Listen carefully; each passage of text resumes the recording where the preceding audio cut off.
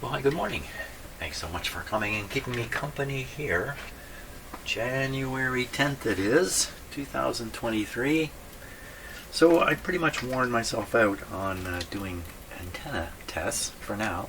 I think I'm going to revert back to finishing off the capacitors in here. One of these is important, and I almost overlooked it. At least I overlooked its importance, and that's this guy buried down here. See, one side of it is going up to the power. Now, I've already replaced one capacitor that was right across the power line. I put this type in. Well, here's another one. This one's not across the power line, though. It's going from the power line to the chassis. Very hard to see where the other end of the capacitor is, but it's down to a terminal that's actually attached to the bolt that's holding this transformer in here. Buried deep. So that's a very important one to change out, because if this capacitor should short, then the chassis is tied directly to the power line coming in. That's not the best deal. So we also have this one, which is conveying the audio from the volume control onto the preamp tube, I guess we could call that. We got one buried down here. I'm not sure what it's doing yet. We got another one sticking out over here, which I also don't know what it's doing yet. So I'm going to concentrate first on these two easy guys. And this one's easy too. Actually, you know what? They're all easy. This is not easy. What are you saying, Jim? This is going to be a tough one down there. And once I get them all out and changed, we'll test them all and see what how leaky they are. So I've cut out the one that was going to the chassis, and it's a rough looking shape, but why don't we test this and see how leaky it was.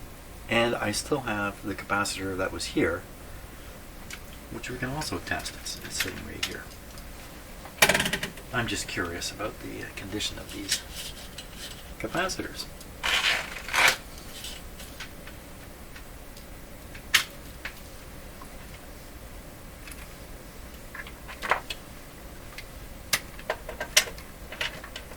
This tester, the positive terminal, is this center one. I don't think this clip is going to last much longer. Clip lead. Okay, so we're starting with the across the line capacitor.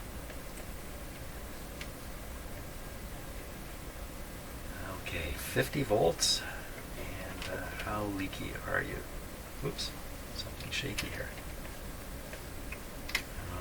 Maybe this wire's broken here already. Let's try. No, this isn't going to work. This lead's already... Pretty sure it's broken right in here. Just use a regular clip lead here.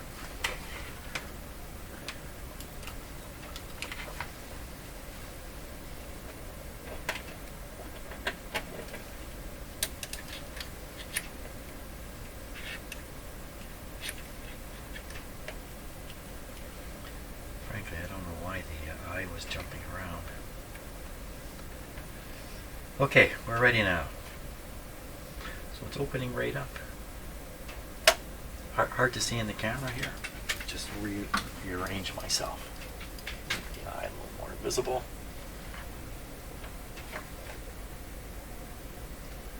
Not quite all the way at 150. Leaky. Now, so if this capacitor is leaking while the radio is switched on, or while 120 volts is sitting across it, there's going to be some amount of current flowing in it, but it's a tiny, tiny amount. So probably inconsequential. This one's different. This one's between the power line and the chassis. If this one's leaky, it's actually a lot more consequential, because it could be leaking into a person. Somebody touching the chassis and got their bare foot on their floor, or they're holding onto a water pipe while they do that. Okay, what do you say? 50 volts. That opened right up. 150. Now it's opening up. So this one's actually in good shape. Let's give it 250. It's a 400 volt capacitor, so it's still opening a fair bit. So as capacitors go in old radios, this one's not that bad. But that tiny leak, and I mean this is just a qualitative test.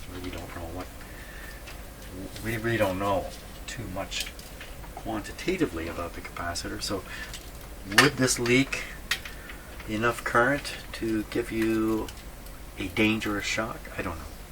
Don't know the answer. But I know putting a new one in there, and it will not leak sufficient current to cause a dangerous shock. So that's good. So I'm going to put that capacitor in there. It's a 0.02. This is a tough one to fit in there, so I've kind of shaped the leads the way I think they need to be for it to fit in there. Let's see if I can get it in there.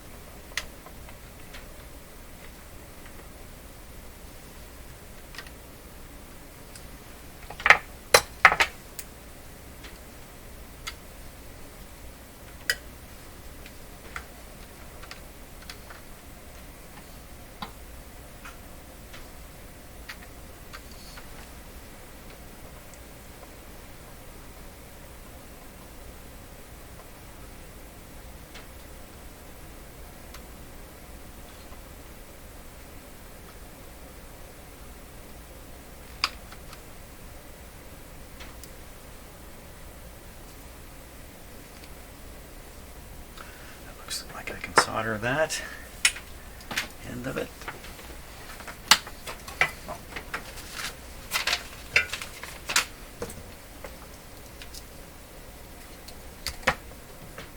So the kind of capacitor I'm putting in is a special type, a Y-type capacitor, pretty large, physically large capacitor.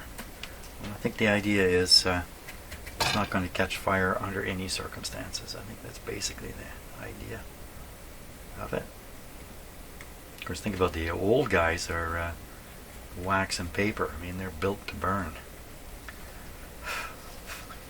Okay, so I think I have one side connected now. Yep. So I just have to connect this side here.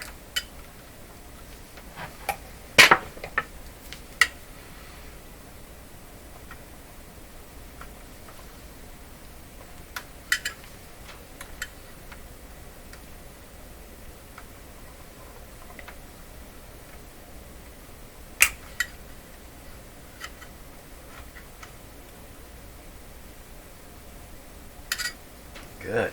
solder that.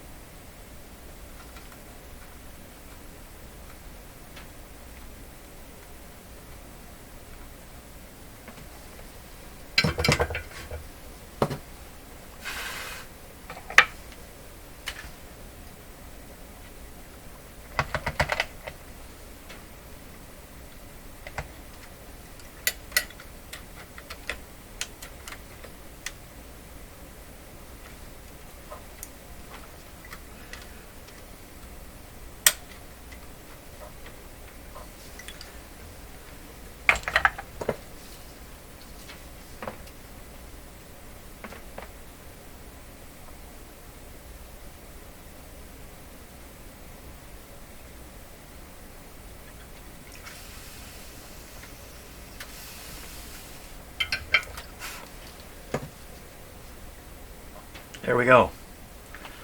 One done. 2, 3. 3 more to do. Since I like to know what the capacitors are doing that I'm changing, this guy down in here, one side of it I can see clearly is hooked up to pin 7 on this tube. This is the 7B7 here. 7B7. Its capacitor's hooked up to, it's very hard to count these pins. On the Lochtel tubes it's hard to tell where the key is, but I believe it's under there. That would be pin number 7. Pin number 7 would be a cathode. Capacitor connected to a cathode. Be a bypass capacitor, bypassing a cathode resistor. Let's take a look at the schematic here and we'll see what we can see. Okay, so here's the 7B7, and off of one of its terminals is a capacitor. So we can just go around here on this diagram. I don't know which one's pin. Well, pin 7 is supposed to be the cathode. What have they done here with this diagram? Something a little odd going on here. I mean, that's what a cathode should look like. Yeah, this is showing extra heavy here from the other tubes. That's just a bad drafting, or is there something special going on? Is this is connecting to a shield? There's no shield. Don't know what's happening. Okay, not to worry about it though. But a capacitor connected off one of these pins has to be right off one of these wires before it meets another component.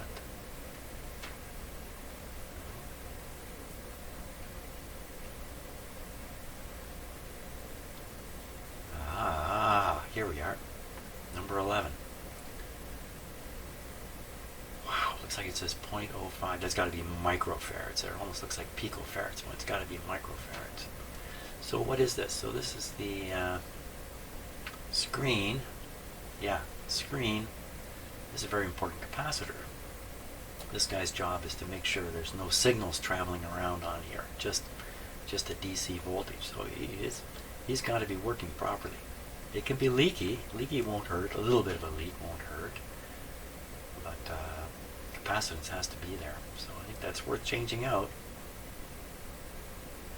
Okay, that's got to be what it is. Very good. Okay, so I got that guy in there. All that's left now is this one over here. That's connected between two pins. So it appears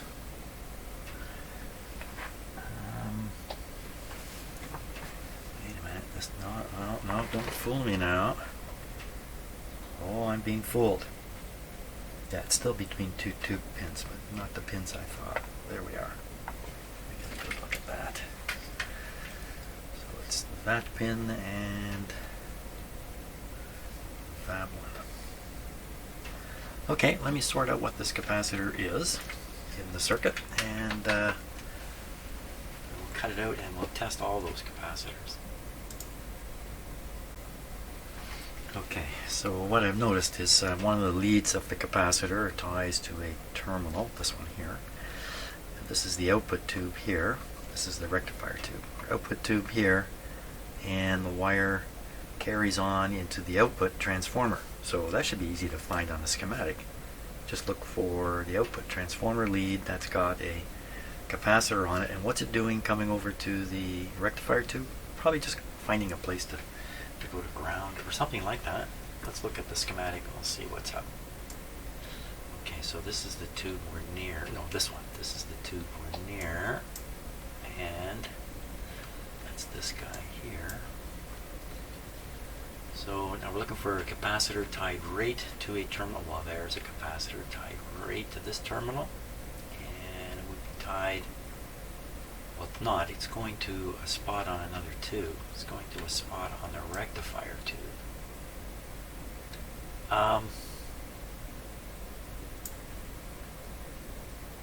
It could be, rectifier tubes come with spare pins. I'll bet you it's just a connection point. You're not going to worry about it too much more. It has to be this capacitor. What else can it be? There's nothing else it can be. Quickly checking to see if that's true. Yeah, that's true. This is, other than this guy, this is the only capacitor.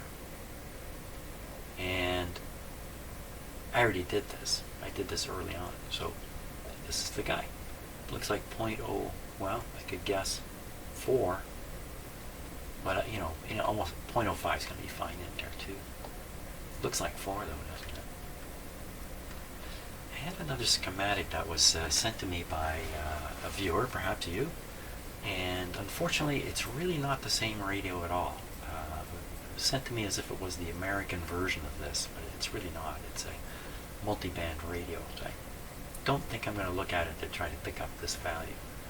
But that's a pretty typical spot for a capacitor there. 0.0, well, 4 or 5, how much difference can it really make? Okay, that's what we'll do.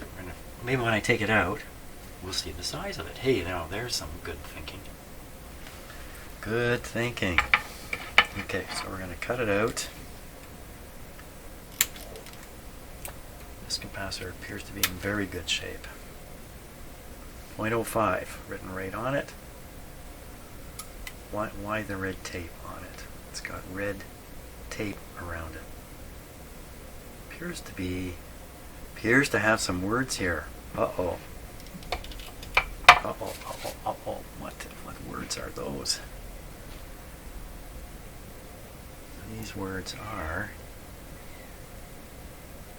this part guaranteed by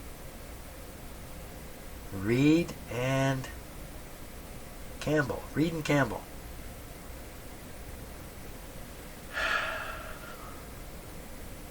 This part guaranteed by Reed and Campbell. Well, in one part. I'm going to guess this is a replacement capacitor, and this is put on by the company that did the replacement, the repair shop. That's why it looks a little different from the rest. Okay, time to test a few capacitors. So, come on down. Come on over. Let's get this guy going again. So the first one we're going to test is this one. This is the first one. I've already forgotten what it does. This is the one that's quelling signals on the screens of a couple of the tubes. Let me just adopt this position here.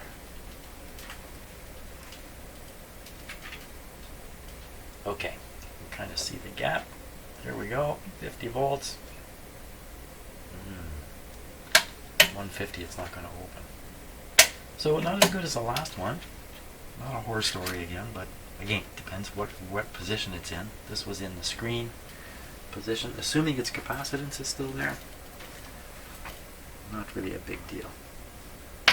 I'm getting these confused because here's another one that's come out. This one came out with no label. I think this was the screen one.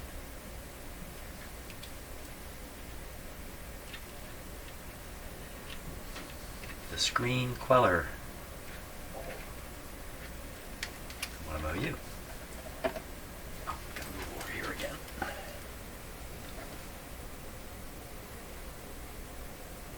that one opened up pretty quick. Whoosh. But at 150 volts, it's not going to do it. Yeah, no surprise in any of these. Now, what about the one that's guaranteed? Okay, because I'm going to phone these people up. I'm going to demand I get my money back. Guaranteed Aerovox. They're careful not to cover the size. They're taped message. You know, you could guarantee something like this. If it's going to last 20 years, what are the chances that somebody else is going to end up, you know, looking at this radio, let's say in the year 2023? What are the chances? Nil. So go ahead, put your guarantee on there. No one's ever going to claim it. Oh yeah? Let's see. Here we go. Are you a good guy? Wow, did you see that thing open right up? She's opening right up. 250. What's the rating on here? Well, I don't know, but let's go ahead. 250 opening up. Well, that's the best capacitor in the whole radio. Don't think I can get my money back on that. It wouldn't even be my money. They probably, frankly, have to dig Mr. Reed up out of a grave somewhere, probably. I hate to say that, but probably the case. So there we are. So no surprises there. I'll replace this one, and then we've got 1, 2, 3, 4 capacitors replaced, leaving one so far. This one down here that I'm just not too interested in going after. Not with a radio that's working fairly well. So we'll put in the 0.05 here.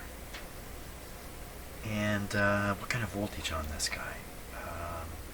High voltage, so we're going to put in a good one. I'm running out of 0.05s. Okay, so we'll stick this guy in. Very good. Oh. Okay, great. That's all the capacitors I want to do. That's all of them except for one, really. Now it's time to test the radio and see if it still works. I think what I'm going to do with the antenna is I'm just going to use clip leads again to go across. And even though maybe that's not the best way, that's enough for now, because I don't think I'm finished fooling around with this antenna, frankly. Okie dokie. I get that set up. We'll play the radio and find out if it still works. Okay, I think we're ready here to test it out. Let's see how it goes. Switch is off. It's plugged in. Power applied.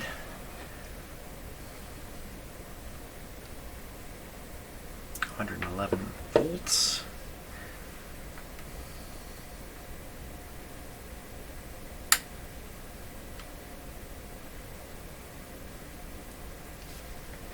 Now I have the dim bulbs in, so it's dropped to 100 volts. Coming back up.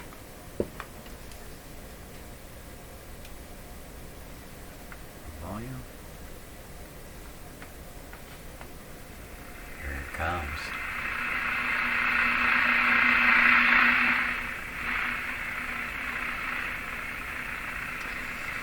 $5.90.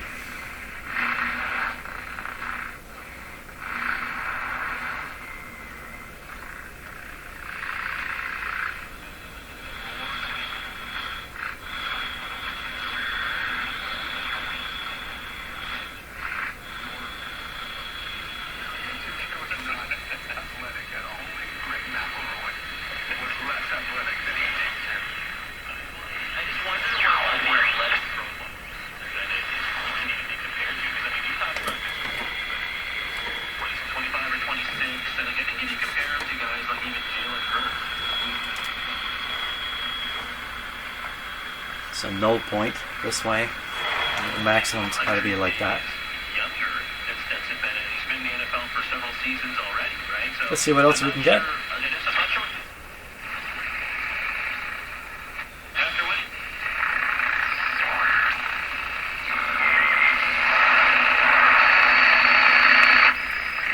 String is not doing well.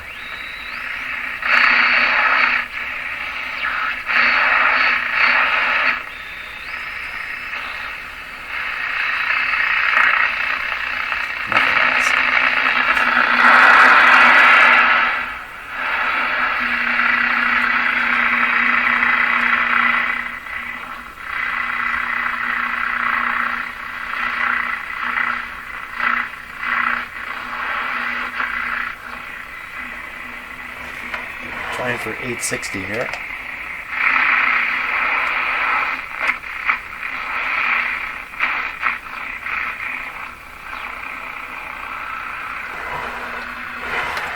Nope. Okay, so the performance is about the same as it was. So I haven't done any damage to the radio. I think maybe an improvement can come from alignment. Maybe an improvement can come from figuring a little more out about that antenna. Not sure about that. Okay, that's it. That's it. That's it for today. Thanks a lot for watching. And tomorrow, now I'm in a position I can do the alignment, at least the first time through alignment on the radio, see if there's a boost. Then we're back to considering the antenna, and then final alignment, and I think I'd be done about that. Great. See ya.